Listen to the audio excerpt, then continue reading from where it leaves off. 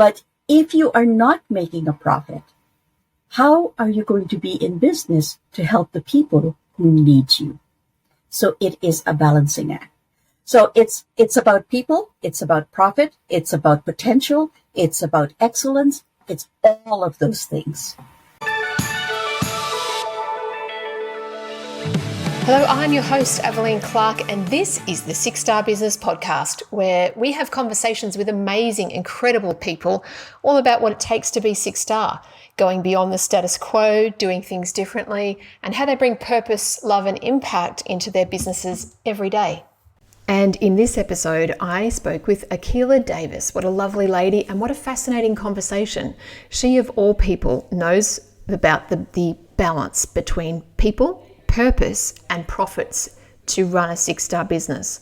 She talked all about this in this conversation, and her background has been in the financial world and also in the tech industry. She's spanned a couple of different industries, but it was when she ran a financial advisory business for 20 years that she actually became fascinated by employee engagement and what connected people into their roles and what made them fulfilled.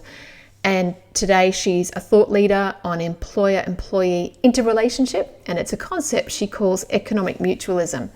We talked about lots of other things in this chat, and it was fabulous.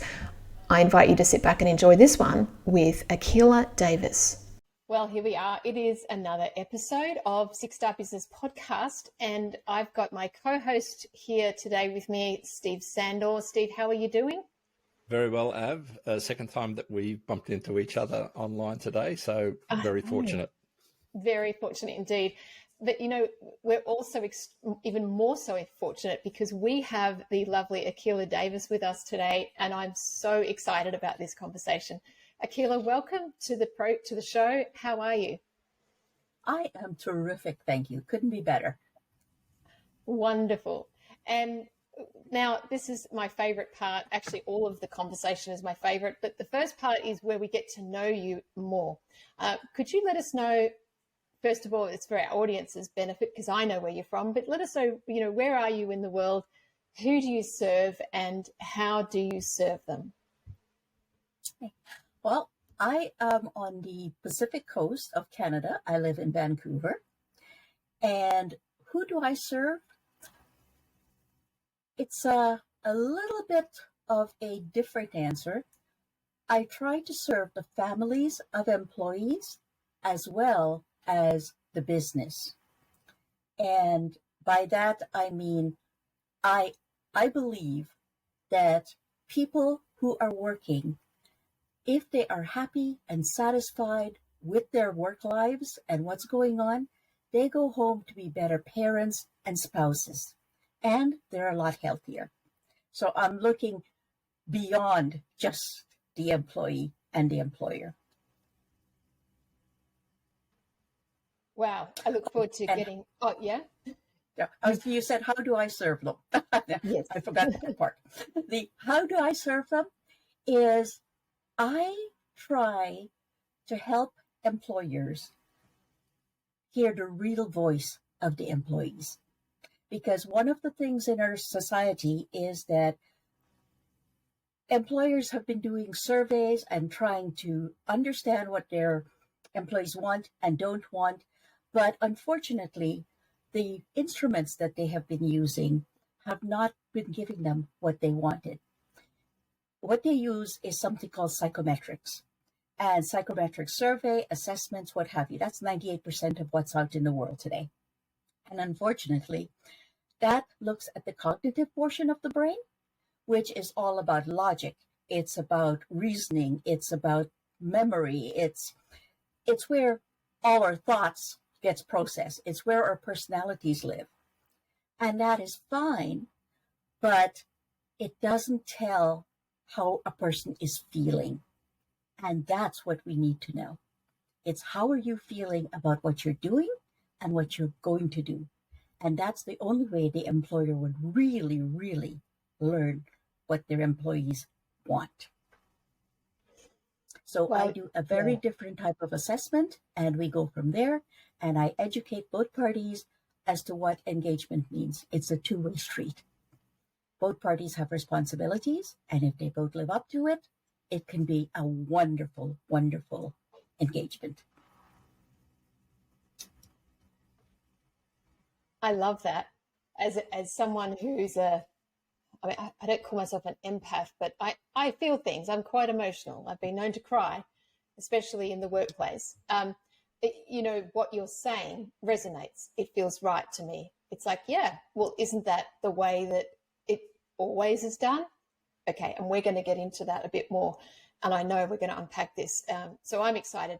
But I do have one question before we dive in further, and that is, what do you like to do when you're not busy serving people? I think I found this out just the other day. My hobby is purpose. And I know that's a very strange answer because I know I've always been purpose driven in my work. And I realized something just a couple of weeks ago, that I do not like going for a walk unless I have a purpose. I have a destination. So if I want to, I just can't just wander about in the woods or wherever. I have to have something that I'm going to accomplish on that trip. I play solitaire to relax my mind. I love, there are 5 different games, and every day I make sure I play at least one of each. And I realized the other day, because I found out that there's a way I could double my points. And I was so excited because Microsoft Solitaire, I don't know if you've ever played it or if you know it. With all my Microsoft products, I gather points for, searches and everything I do.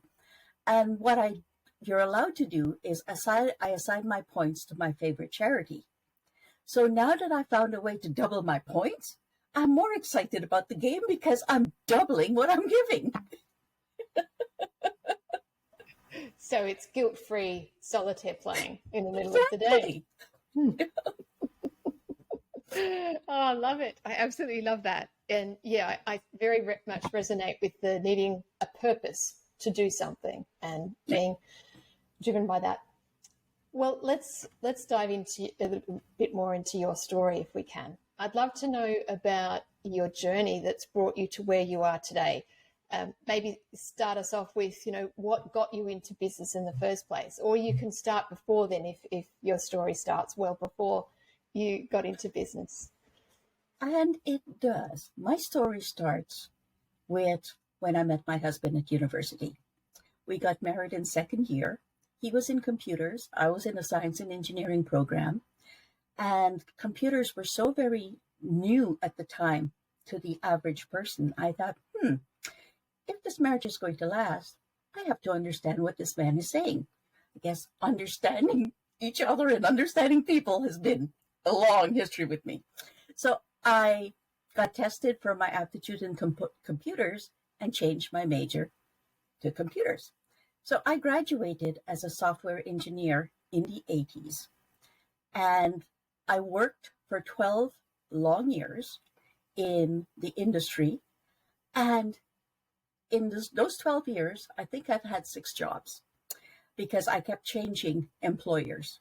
And that's because I would get to a certain level and I'd learned everything I'd learned, I'd get bored, and I moved on. And that got me questioning turnover. Like, why are people turning over? And like I said, for me, it was boredom. There was never one organization that said, you know what?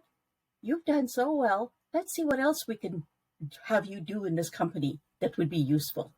And they were quite willing to let excellent employees go. Not that I'm saying I was excellent, but excellent employees go. And then my husband and I ended up in northern Alberta in the oil sands. And you may have heard of that, the Canadian oil sands. And at that time, I became extremely ill.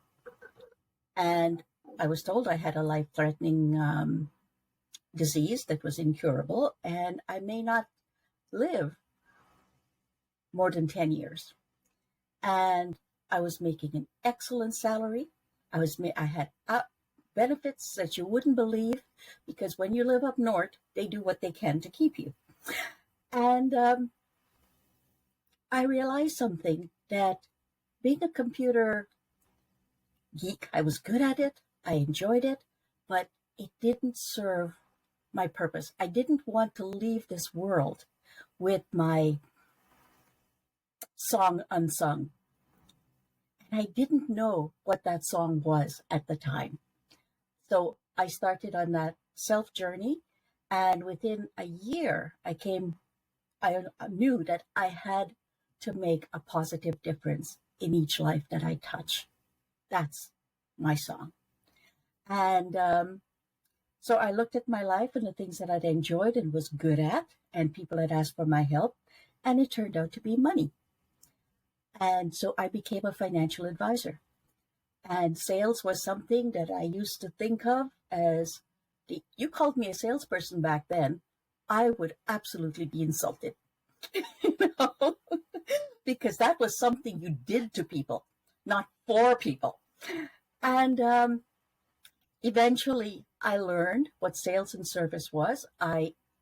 Within 3 years, I had my own company, and I grew that to 12 employees, and we did extremely well.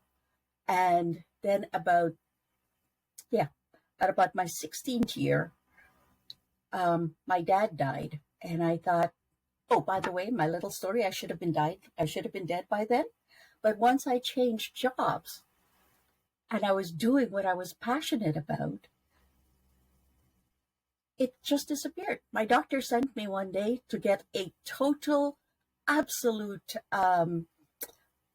what do you want to call that? Diagnostic. And they couldn't find a hint of the disease.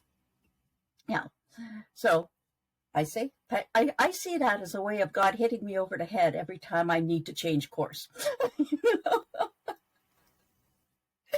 And so as a financial advisor, I was working with people with money, and I knew it made a difference. But one of the things I started to notice was that how people earn their money had a big impact on their relationships, on their lives, with their families, with their children. And I started to see that there was something more important than money, that if I was lucky enough, I could help make a difference. And that was how they earn their money. And so I started looking at that. I started working and studying for the next career. And then again, I was dithering. My husband and I decided to travel across the country and look after his mother. He's an only child. And she was in her 80s, not doing well, but will not move out from where her family lived for 250 years, and she and her husband lived in the same house for 60 years. So she was not going to move from there. And so we said, okay, we'll come look after you there, which we did. But on the way there, we got into a very bad car accident, because I already had set up for when I get there a business that I was going to work on related to my financial planning. But in the car accident, it got to the point where I could not even sit in the car. I couldn't lift a piece of paper. So I had to think of something else. And I thought, okay, I will put all my experience into coaching entrepreneurs and executives of companies, because I had all my financial planning designations. I had my designations on marriages, 50-year marriages. Oh, that's another thing. A friend and I had started the Academy of Financial Divorce Specialists and had written a book on divorce. I had a lot of designations on mediation and learning how to have people come together and come to an agreement. So I started working with CEOs, coaching from home. And it wasn't long before I realized that I was running into a problem that we had with people and their finances. They would tell you they want something, and they would do something else, self-sabotage. And so I went out looking for a tool, and I was so very lucky when I found the tool that I'm using now, motivational maps. And I started using that with my people, and they'd say, Akeela, this is amazing. Could you do this with my team? could you do this with my spouse? And the more I did it with teams, the more my little entrepreneurial antenna went up and says, here's an opportunity. Nobody does this in North America to the best of my knowledge. So I became certified to the highest level. I arranged for a sole distributorship so I could get it started. And I spent the next 5 years feeling like a salmon swimming upstream, because when you're trying to introduce a new idea and concept to people who've never had it, they'd have no idea what it would feel like. It was interesting. And it was only in the last 4 years or so, 4 to 5 years, that it gained traction. And now I'm working with companies where I am consulting, I'm coaching, and I'm training. Because it's not enough to say, here's a new way of doing it. You have to give them the tools they need in order to do it. And so that's what I do. And that's my journey. Wow. There's so much in there, Akeela, and thank you for sharing it all. I'm fascinated. So when you got told that you had this life-threatening condition, did you believe it, or did you in your mind say, I'm going to beat this, or it's not going to get me? Did you have that internal dialogue? It was interesting. I believed it, and that's why I was in a rush to do what I had to do. And my husband was having a lot of difficulty because I quit my job. We left our northern town. We moved out to the West Coast, and I started a brand new business. And I had 2 young children. And my husband, he would get so upset with me. He says, you're not acting as if you're sick. And I said, you know what? There'll be plenty of time when I'm 6 foot under to rest. Right now, I have a purpose, something I have to do. And I didn't think about being ill. In my mind, I had to achieve certain things before. And the way I look at it now, I still haven't achieved those things in God's eyes. So that's why I'm still here. That's one mighty, strong internal will. I love it. Thank you. Yeah. And what an interesting journey as well. Starting off doing software engineering, becoming a financial advisor, writing books on divorce. I had no idea that this was part of your journey. And then ending up doing your current work with organizations. It's wonderful. Thank I've got it. Oh, sorry. I was going to say, I have to tell you a funny story about the when we were doing the tour to publish the book. I was on a talk show in town, and I prepared for every question that I thought I could possibly be asked about it. The first one the interviewer said is, so Akeela, have you ever been divorced? And what pops out of my mouth was, unfortunately not. And he says, I hope your husband is not listening to this. I said, he's right outside the door. And then I recovered, and I said, but the fortunate part of it was that I'm not bringing my baggage to the table.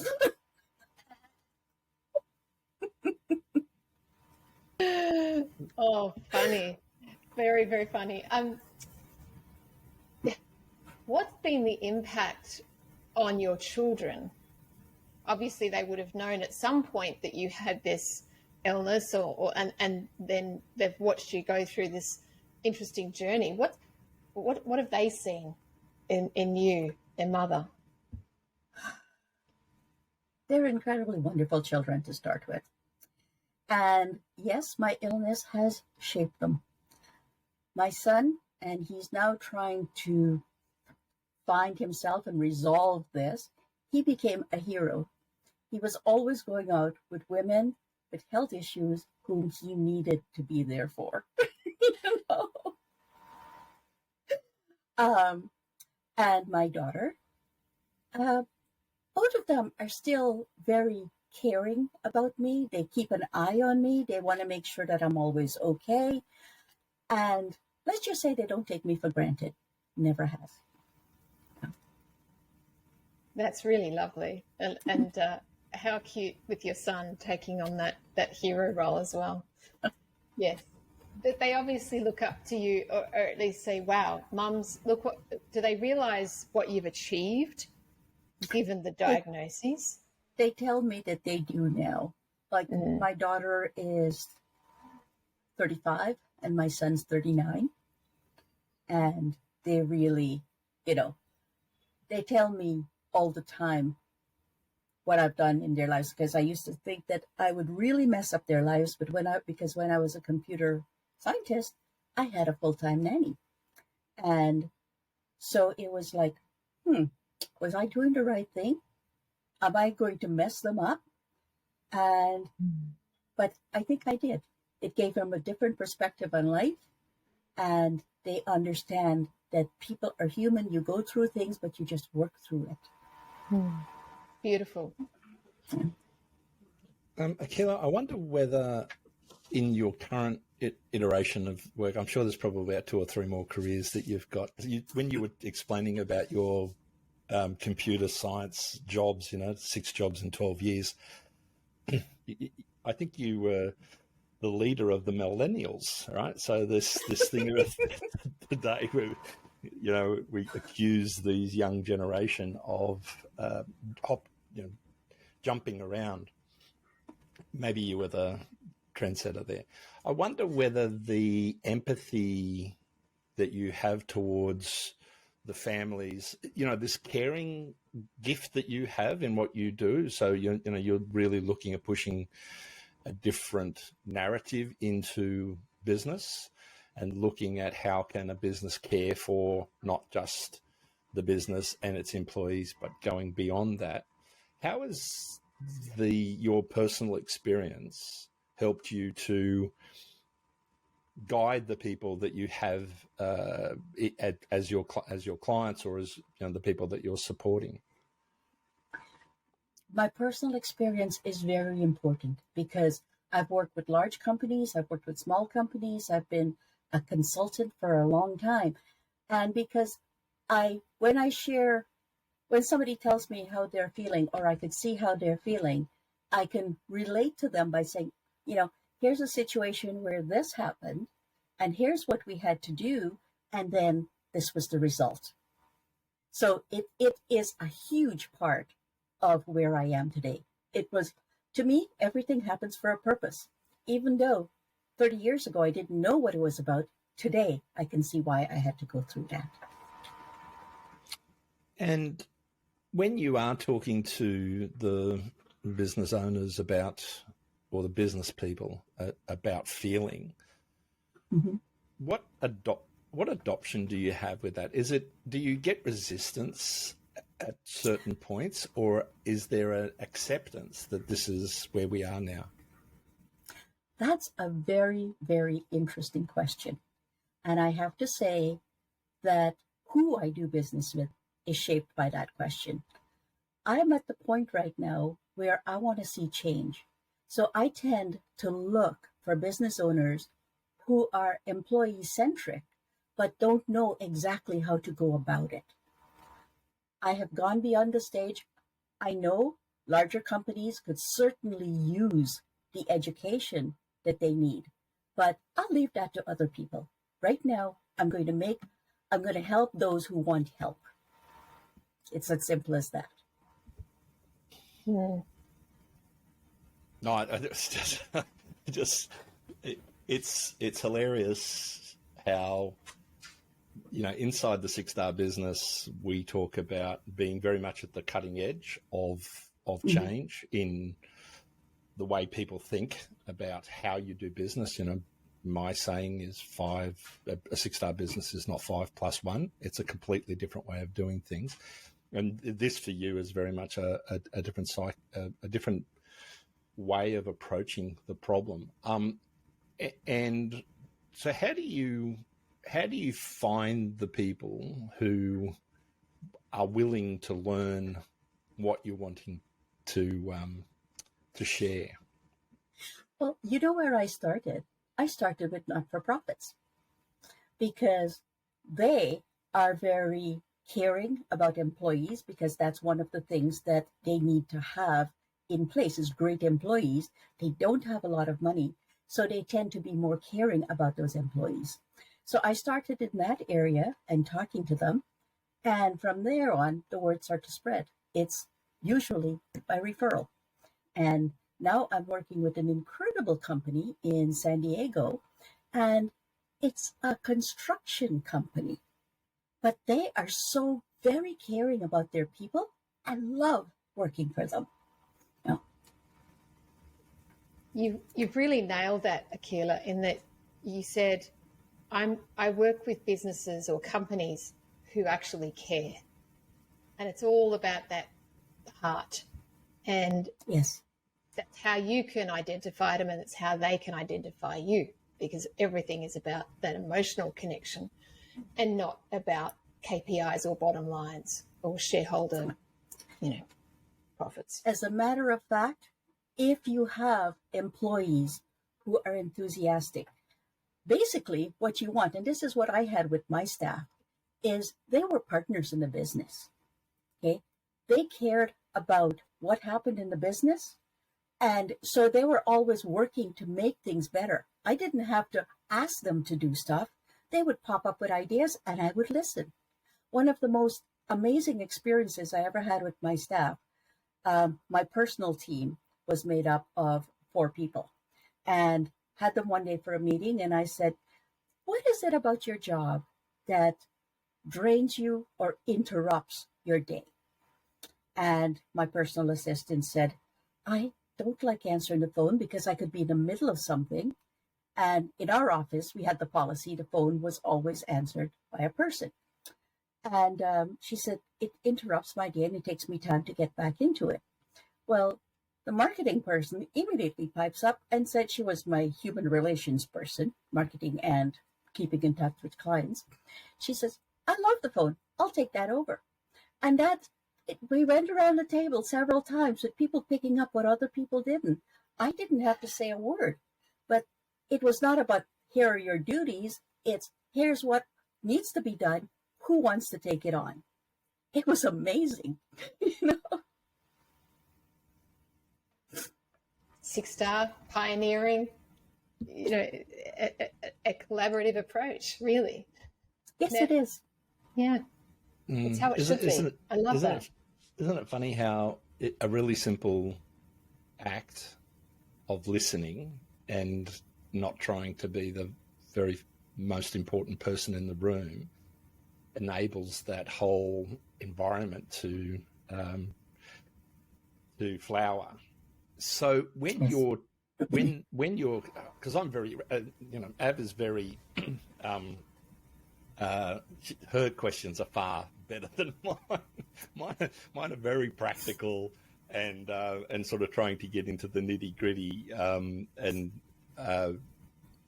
sort of more systemized approach. So when you go into an organization, what are the things that you start to work on to engage the group and gain their trust?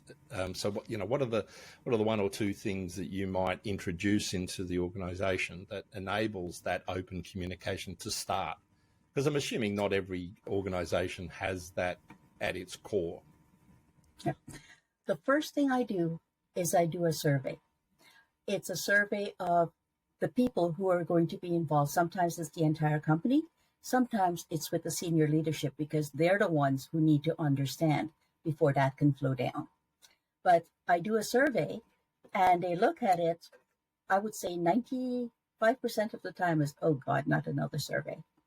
And I have a letter that explains that this is, if I'm doing it to all of the employees, that this is your employer wanting your voice. It is non-invasive.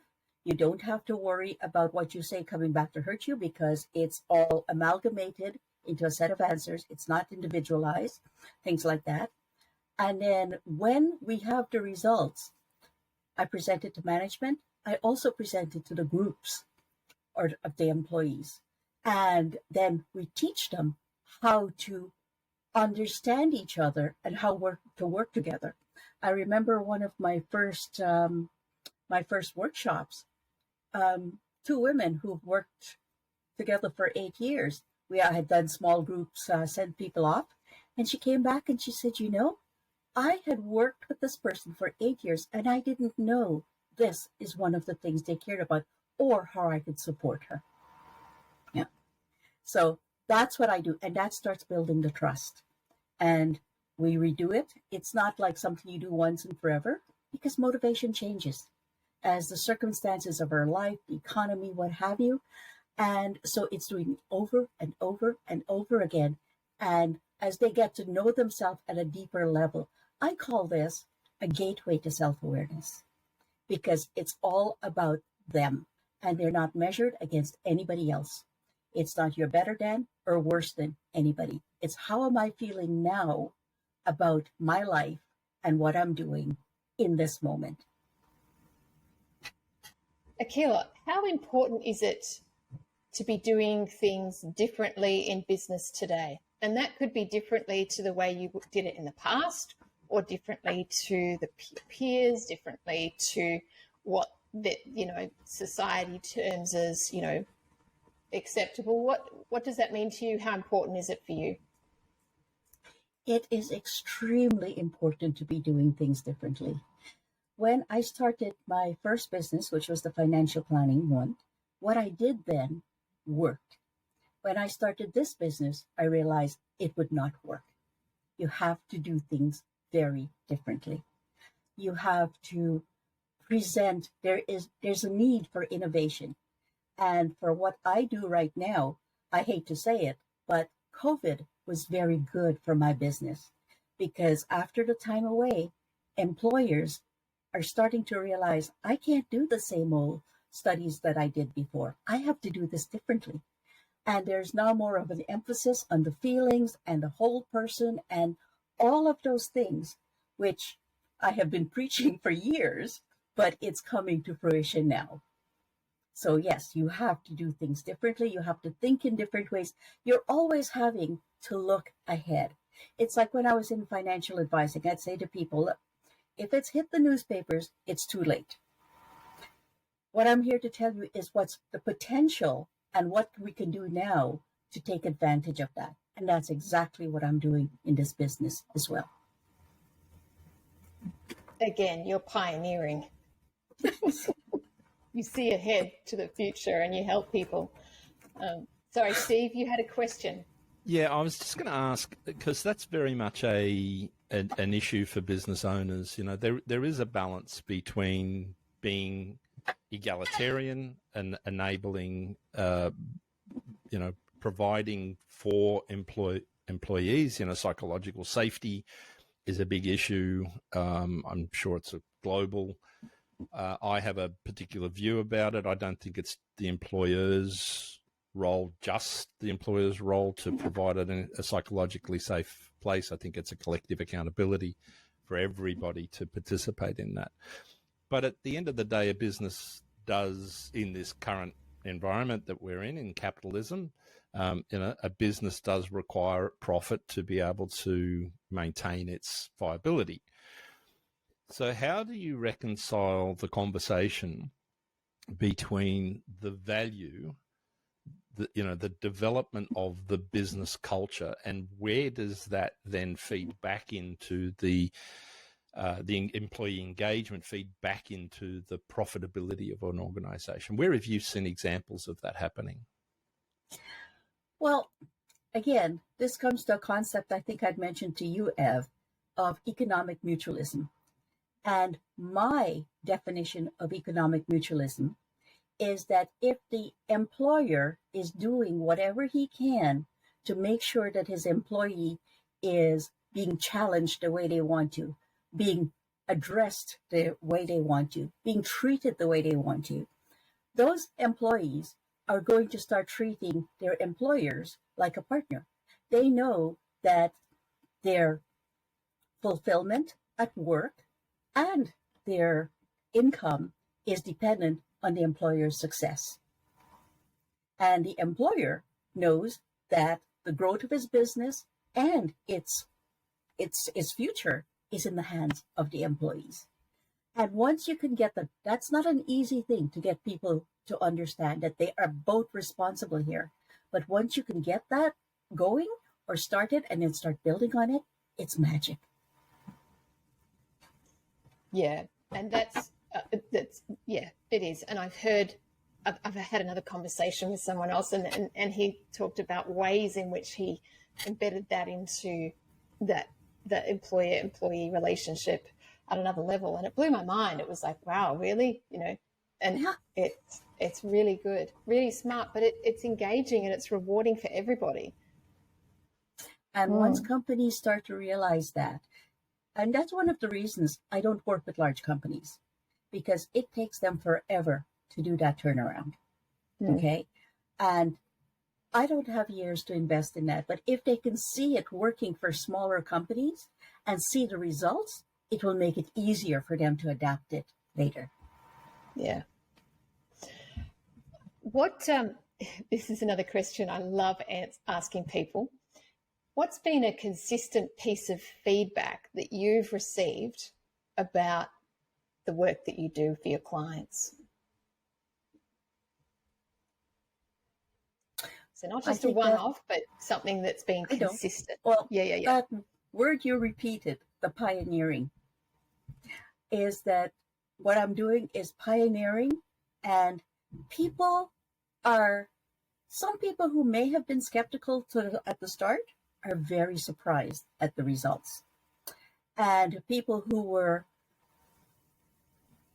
hopeful felt validated, And it's one of those things, like one of my clients said, he was giving me a testimonial. He said, there's no reason why any company should not be doing this. If they've scored high, like he did, he says, they're validated. If their score is a lot lower, they know they have some work to do to get where they want to go. It's a no-lose situation. So there, it's a no-lose situation.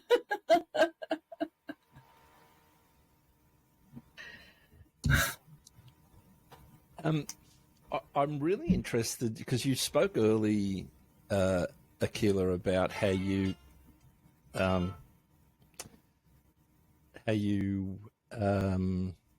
work with the employees and extend this into the families. Is that actually working with the employees and their families, or is it the impact that you have on the employees, and therefore it has a positive impact on the families themselves? How deep do you go? I haven't got the capacity, the bandwidth to go as deeply as I would like. So I have to limit myself to what's going on with the employees. But there's this one company I'm working for right now.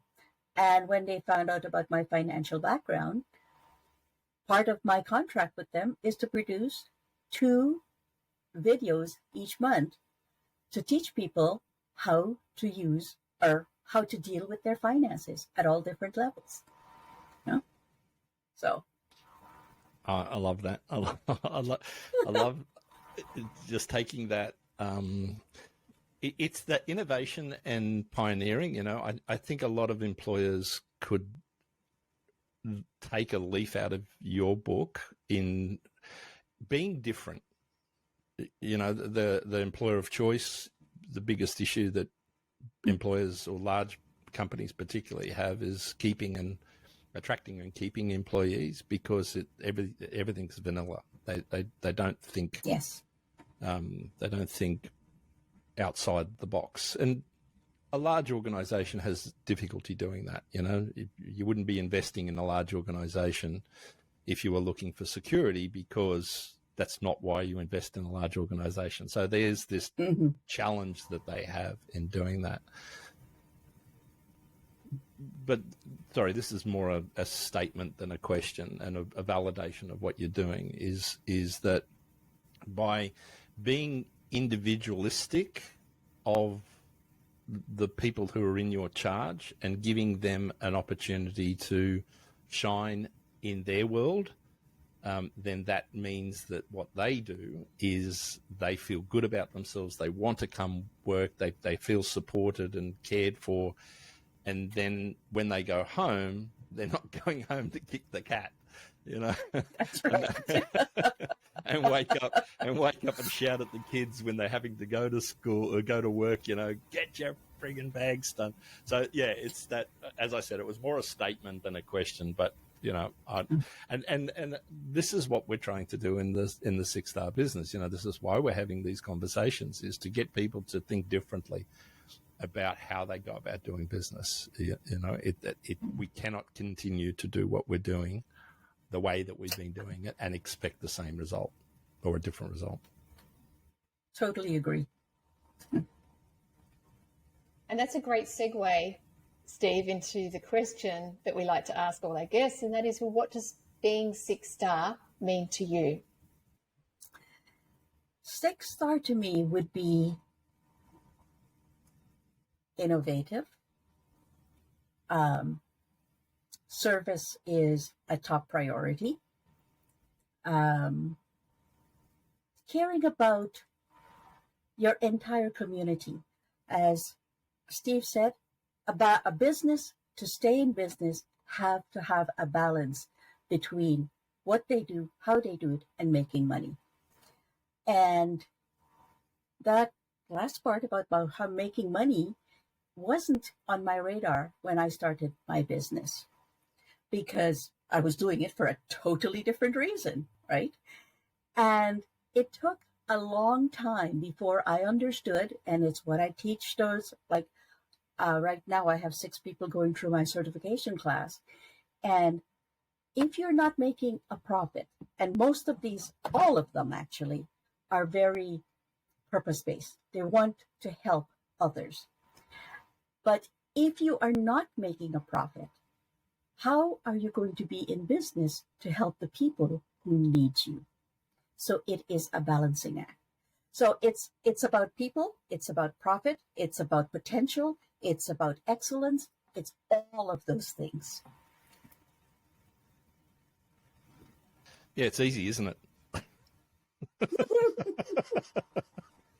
and yeah, no, that's wonderful. That's so good. So Six Star.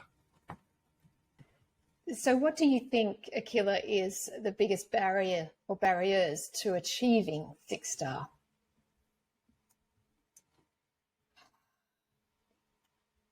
Being stuck in old thoughts.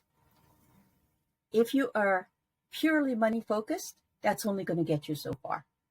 If you're purely people focused, that's only going to get you so far. It's having that ability or getting a coach to help you to get out of your way so you can expand your vision to serve the people you need to serve. A business is really not about us. I remember the first time I realized that when I started my business, it was I would have the freedom to work the way I want to. And then I realized that it wasn't that at all. I was working so that I could help my employees pay their mortgages. And that was extremely important, you know. So it changed my responsibilities.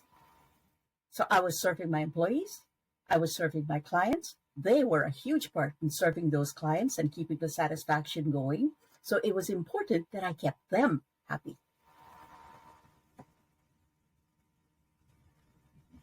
I don't know. Absolutely. Sorry, I don't know whether when people are listening to that, whether they actually get, I hope they get the different paradigm in which that statement was made.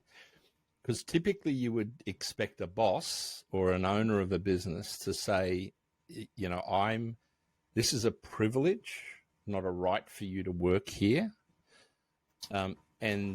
And so, you know, you need to be able to deliver what I'm asking you to do, as opposed to it's a partnership to the relationship that we have. And we both have a responsibility to make a commitment to this. My responsibility as the owner of the business is to create that environment for you to be able to be the best version of you that you can turn up here, and for me to be supportive of that. And in return, the payment that I get back in return is your commitment to what we're doing here, which is a completely different mindset to what, you know, the 80s and 90s and some of the 2000s, how you should act as a business owner. So for me, that was the mic drop moment in the whole conversation. There's that one different mindset. So thank you so much. Thank you. And that was very succinctly put. Indeed.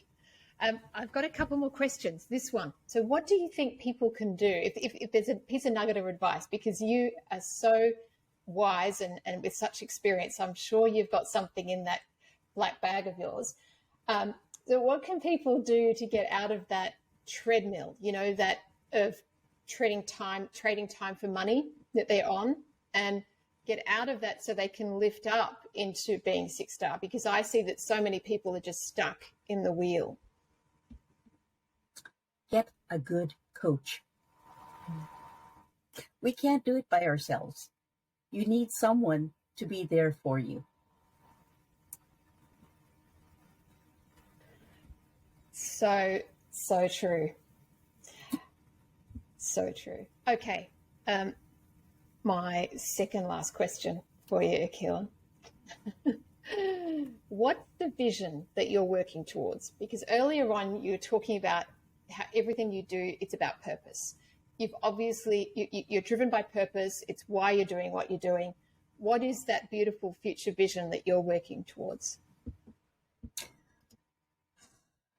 The vision that I'm working towards is a mom or a dad goes home. Their shoulders is not up above their shoulders. It's relaxed. They can hug their child and say, okay, what can we do together that's going to build our family? Would you help me with dinner? Would you do something? So that there is that the parents have the energy to embrace their children and build a better relationship. That's my vision. I used to be embarrassed to say that.